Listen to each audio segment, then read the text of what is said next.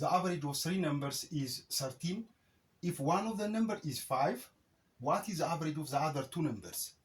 ሶስቱን ቁጥሮች a b እና c እንበላቸው። ዘን የነዚህ የሶስቱ ቁጥሮች አቨሬጅ ለ3 እናካፍልና እኩል ይሆናል ስንት ነው አለ? 13 ነው አለ። ዘን a plus b plus c ስንት ይሆናል? ክሪስ ክሮስ ስናደርገው 3 ጊዜ 13 39 ነው። ከሶስቱ ቁጥሮች አንዱን ሰጥቶናል 5 ነው አለ። ለምሳሌ ሲን 5 እንበላት።